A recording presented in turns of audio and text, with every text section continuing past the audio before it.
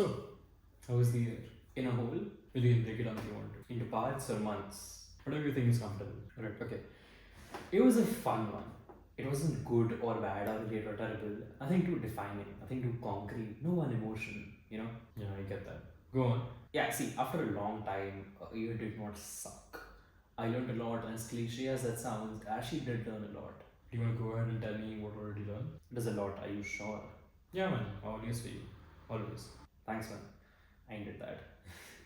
The year was an experience that was a collection of experiences. Some old I experienced again, and some new I did not know existed. Created a mental bucket list halfway through the year, and I finished all of it. That's very profound. I learned this one thing I will keep with me for the rest of my life. Is this the lesson you're talking about? Yes. Okay, go on. The one thing I will keep with me for the rest of my life will be always have people around you. Oh, so did you finally come to the conclusion that social interactions make you more alive by experiencing it again instead of pretending to be angsty and antisocial because of, you know? Yeah. Good, that's good. Tell me more. Halfway through the year, well, May 11th, I stopped existing in the public eye. I knew people knew me and I knew people, but I talked to no one, contacted no one, reached out to no one until May 11th.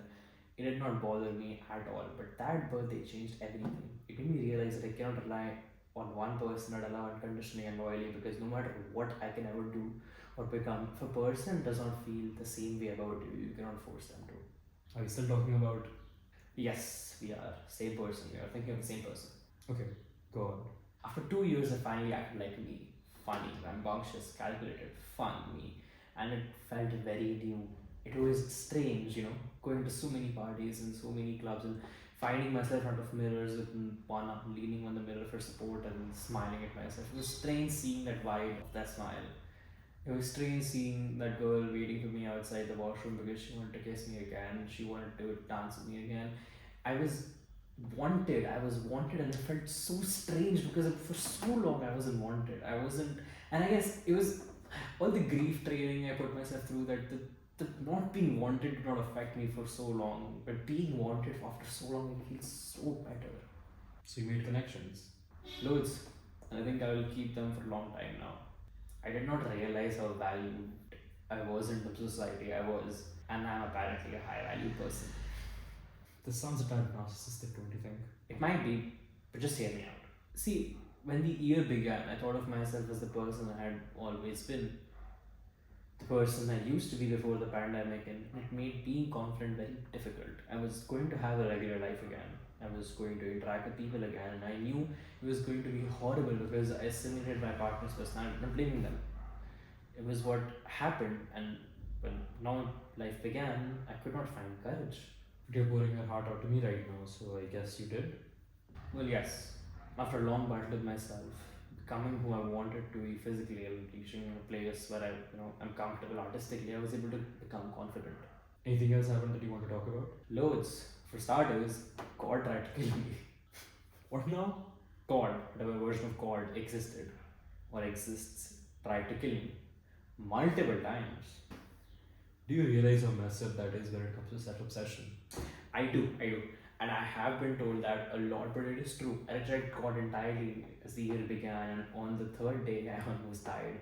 Several car crashes, morning unmugging attempts, fights, reaching close to heart failure every other week. God tried his best to make me realize he exists and is pissed. He made me go through so many trials just to make me realize that he truly does exist and is all powerful.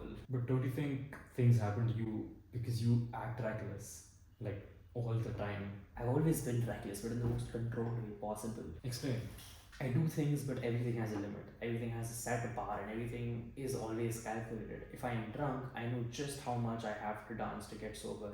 If I'm lost, I know just how fast I can run and how to find the nearest metro. If my phone is dead, if I'm out late, away from home, I know where to go and how to find a bed for the night. If I am drunk, but this year, well, last year, while things were always under the bar, it still went haywire, and the only explanation, some higher power wanted shit to go wrong. Act of God and all that. Or you had bad luck. Or karma. That is true. You went on so many benders, hurt so many people, it is bound to come back and bite you. True, but it always is physical injury, it's not life altering experiences. Man, you cannot control or predict karmic retribution. You know that, right? Sure, but isn't karmic retribution also a belief we are using to justify what happened, even though we will quite literally never know who or what caused all the bad things that happened? Isn't you blaming God for all of it just another way of you rebelling and more importantly deflecting and not taking the blame for something that is ultimately your fault? Isn't it counterproductive to dwell in the past because you cannot change it or do anything about it because it is fixed? Yeah, that's how you're doing the retrospective now. Okay, that's another point. Anything else you want to say before we end this? Yeah, actually, to a lot of people, I truly owe an apology. A lot of people, I wish I could have told you to fuck off or go fuck yourself sooner. To a lot of people, I thank you for letting me be part of your journey. And to that one person who was waiting for me to talk about them, I literally want to never see your face again.